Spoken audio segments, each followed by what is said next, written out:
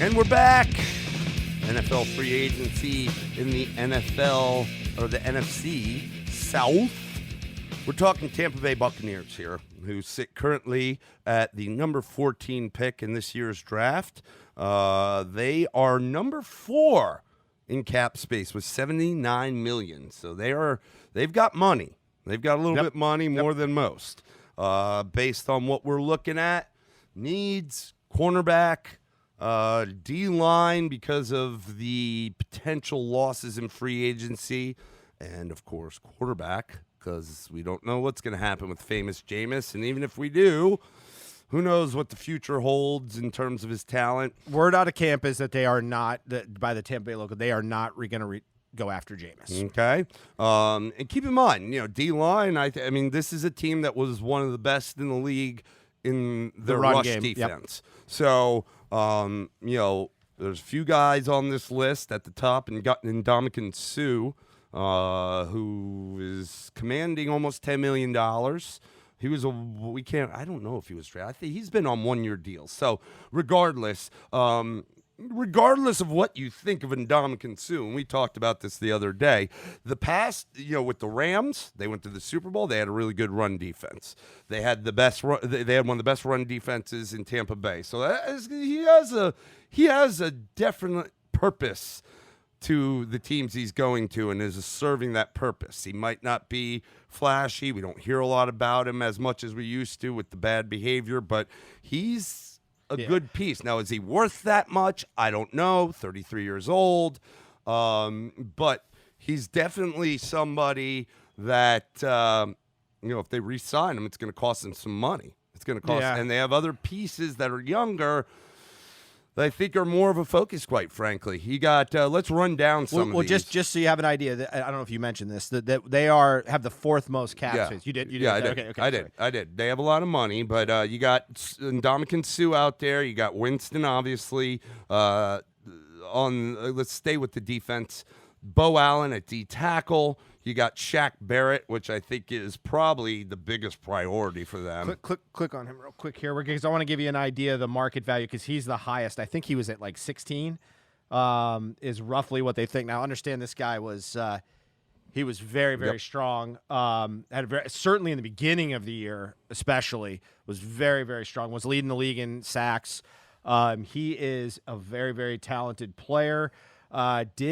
Did I will say this, disappear a little bit in the second half of the year from a disruption standpoint, but I think he is. They have to re-sign him. I believe. I think they'd be crazy to let him go. It would step back a defense that's, I think they're a defense that can be very solid with him. And if you put some pieces around, maybe even looking at a defensive player in the draft, where you get a little bit of maybe not a game changer at 14, but you could get a solid piece, maybe even get lucky. There are those tackles we talked about before that are out there. Would one of those D tackles pair well with him? So I think that's where the start of your money would go if I was to bet on it, is looking at him, making sure that you don't let that guy slide. Outside of that, you got JPP. He's a free agent. You got Sam Macho and Carl Nassib, both outside linebackers. Yeah, rotational pieces, but solid. Yep. Kevin Minter at inside linebacker. Raheem Nunez-Roches at the end. Who else we got down here on the D-line? That kind of covers it on the defense altogether. Got some safety. And then, of course, offensively, we talked about Winston. You got wide receiver Brashad Perryman, who all of a sudden, his whole career hasn't done much, but came to life a little bit at the end of the year. You got who else is on here? You got Blaine Gabbert, backup quarterback, Peyton Barber, running back. So, what do you think where do you think they're at? Because, I mean, you talk about, positions like, first and foremost, quarterback. What are they going to do? I mean, if they're not going to resign Jameis at 14, you're going to have to probably move up to try to get your hands on like a Herbert, maybe even a Jordan Love, and I don't know that they're going to do that. I think this is a free agent. I think they're going free agent. I would say they're probably one of the top teams in the they're one of the top teams in the sweepstakes for Teddy Bridgewater. Yeah, well, they're also a team they're one of the 4 teams that's been mentioned for Brady. Also Phillip Rivers has come up, though. I think that would be not the route to go. But keep in mind, Bruce Arians did a good job with Carson Palmer in Palmer's later years in Arizona.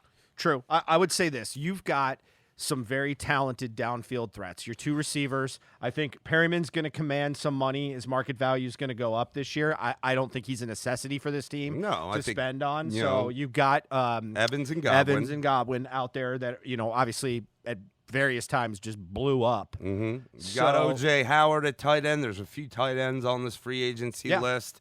I mean, they drafted the kid high. I mean, they think they have something with him, and they may. Yeah, the interesting part is a lot of people have called it out. We've watched with fantasy. We listen to our fantasy guys. Is why has who's the other guy? 84. Cameron Brate. Cameron Brate. Why is he the ball catcher? Gets more than then Howard. OJ Howard's getting left in to block when he wasn't drafted with that in mind. So, can they turn that around somewhat with the offense, and can they make him, a vital part of it? I think there's some pieces in place on offense. The other question may be, they could be in a good position if the running backs start to slide with going after, a J.K. Dobbins, going after Jonathan Taylor. Does that make sense for them? You know what? Because with Peyton Barber, he's going. The problem's been is Ronald Jones. Is he the guy? And they have not been able to solve that problem. I personally think the quarterback thing is going to be solved in free agency. I don't see them reaching for a quarterback. I could see them going 3rd or 4th round on a project. Yeah, with whoever they bring in. I could see that. But I could definitely see them. The problem I have with the Rivers and even the Brady is, are they really ready to? Are they ready to win now? I don't think so. Well, an Arians system is going to be different than both of the systems they were in. Now, they're probably going to enter different systems no matter what. Obviously, they're going to have to learn new offenses in Brady and Rivers. But my thought process is the closer it is to what they're used to, the better off they may be. And I think Arians' offense is completely different from what those guys are used to. Yep. Yeah. So, I mean, what could make sense for them? I don't know. This is tough. I personally, I think they're going to be in the high end sweepstakes of somebody, like, meaning they're going to pay one of the higher amounts to get a free agent quarterback. I just believe it. I believe that's what they're going to do.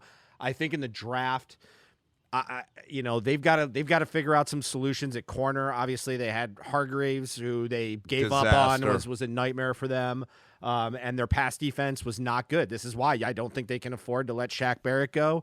And I think they're going to have to upgrade there. But the problem is, like, the Okuda's going to be gone. So the question is at 14, is like a CJ Henderson a guy that's worth a 14 pick for them, in the draft? Or are you going to have to go and try to get that 2nd round, hidden gem, maybe that guy that's, a little more prototypical for the defense you want to run, maybe more of a physical guy or something like that doesn't quite, doesn't get you all excited. There's guys like Kendall Fuller out there maybe you bring in from Kansas City. I think right now they're Trey Waynes. You got Logan Ryan. Yep. You got I know Jimmy Smith has been Jimmy Smith, but I don't know that he's not going to get re-signed. Like, right. I think he had such a good end of the year with them. I could see him being a target. I just think that's some of the stuff that they're going to have to do. But my belief would be quarterback solved through free agency. That's going to be the first part they spend their money. The question will be, where do they feel like they can get the most value in the draft? Again, I mentioned, like, running back. They're definitely solid at receiver. I think they have quarterback or tight ends. That'll be fine. That they need to start developing. Yeah, they're good. They're good. They just need to show more. Yeah. So I don't think there's a lot of holes there when it comes to it. So, start shoring up that defense with some youth. Yeah, I mean, their offensive line seems to be pretty much intact. They have a few guys. They have right tackle DeMar Dotson, that's a free agent. They have Josh Wells, another right tackle, that's a free agent. They have Gerald Hawkins, tackle free agent. Michael Lidke, guard free agent. But of all those guys, I think the only one that really was a full starter was Dotson at right tackle. Yep.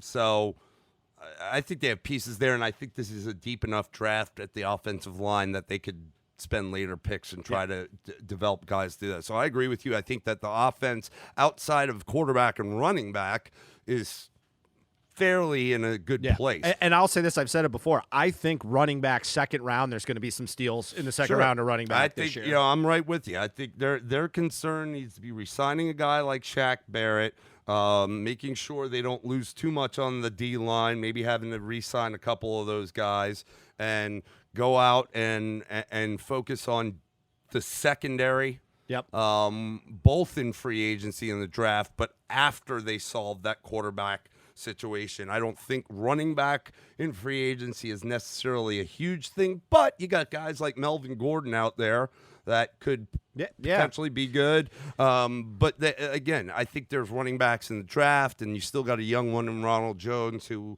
we don't think it's that great, but who knows? Maybe he turns it on.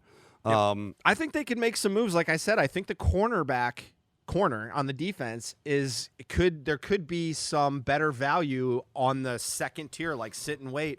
You might be able to, I mentioned names like Chris Harris, somebody that might not be the first guy taken out of the gate, but is certainly a guy that's certainly was popular last year. A lot of people were looking to trade for him. Does someone like that fall out and you can get at a discount that's solid? Shoot. I mean, one of my other Clemson boys will be in there too, AJ Terrell. Yeah. And he's a solid corner. He's tall, he's fast. Got beat up a little bit in the game, in the national championship game, but if you watched it, the guy did the best he could. It was just, you're talking about precision passing between Joe Burrow and Jamar Chase in that game, but he played very well, and he's played his whole career very well. And let's not forget, last year, third play of the game, pick 6 against Alabama and Tua to the house. That was AJ Terrell. So, though he might not be looked at as one of the, top-notch corners out there, that's a guy in, later rounds that is very solid that they could look to pick up. Yeah, and I'll give you a name I think would fit really well with this team is a guy like Clinton Dix. He might not be as cheap as he was last year, but get him on a 2-3 year deal. Maybe two to play, 3-year deal with a 2 to play, and be able to cut him. And just, he still could be valuable as a center fielder in a defense, and then you go spend some money somewhere else. There is ways to retool this without going crazy. I don't necessarily think they're that far away. And again, they got a lot of money to burn, but still have some pieces that I think are valuable on this team. And and then maybe you got, like I said, you can go, to me, picks really 8 to probably 16 or 17 are where you're nuts if you don't go best player available. Right. Because there is value there. There are guys that slide a little bit down the draft board, but if you're so hard set on I want this guy, the problem is you can get a run on something and get a run early and get screwed, and then you're left with, oh my God, what do I do? And then you reached. You just don't want to reach because these are still valuable. Like you said, take the best player available at that position, and I think they could do a lot of work with the money they have in free agency. I don't know that if Sue is kind of at the top of the list, I don't know that they re-sign him, even though their rush D was great, but the reason is I just don't know if the guy is going to want to play on another 1-year deal, and so I don't know if they're willing to extend a guy like that beyond 1 year. Yeah, and but you got they could be, and this is kind of where he slots in the draft. Like a guy like Kinlaw could be a great pickup for them if they retool that secondary again, keep some pressure off. These guys those are guys that I know. The closer you are to the ball, they say the harder it is to learn your position. But I've seen young D tackles explode early on. I don't know, maybe Derek Brown. You just don't know in that sense. I think they actually have some flexibility in the sense that if they're going to go out there and solve their QB problem and spend the money, one, they can afford to do it. You got to hit, better be the right guy. And that's kind of why I'm a little on the age thing. But you can build. You got enough young pieces to make this team valuable, and you got receivers out there. God knows you got that. Keep in mind, prior to the past couple of years, this division has been won by a different team every year. Again, the past couple of years, it's been New Orleans, but prior to that, it was like, it was the Falcons, it was the Panthers, the Bucks had their shot, and you've talked a lot about arrow pointing up, arrow pointing down. I mean, I think of all these teams, they're the only one with an arrow pointing up. I think Carolina and Atlanta are pointing down. I think New Orleans would be stagnant. And that's a high stagnant. That's but high, still, but I don't think they're necessarily pointing up, and a lot of that has to do with their quarterback and his age and what how much longer he's got left in the tank. And we love Breeze, but and I won't. Again, I'm not saying their arrow is pointed down, but I'm not going to say it's pointed up. I think it's kind of plateau. Yeah, but I think of you're all right. these teams, I think Tampa Bay has a shot to make some noise in this division. Yeah, and think about this. I mean, Tampa's going to get 2 games against Atlanta and 2 games against Carolina, probably teams, if they do well in free agency, that they should be able to beat. You got 4 wins right there. That's a lot in the NFL to be Especially guaranteed in your within own your division. Yeah, in your division. Now, that doesn't mean you're chasing New Orleans, but you're getting to 10 wins, you're getting in the playoffs. So you got to figure out how to be able to beat 6 other teams, and I think there's enough opportunity there for them to be able to do that next year. And Arians, I think, is a good coach. I do too. I think he's a smart guy. I think that they've got to make good decisions. And what's their plan? So I think they're actually set up, whereas I got a lot of these teams where I'm kind of like, I don't really know what they're going to do. I can't figure them out. I think Tampa's kind of set up to move forward. I agree with you. Yeah, if they play it right. So good. So that's the Tampa Bay Buccaneers. We are going to move next to our hometown team, the Atlanta Falcons. Ooh, this is going to be rough. All right, stay tuned. We'll be back with the Atlanta Falcons.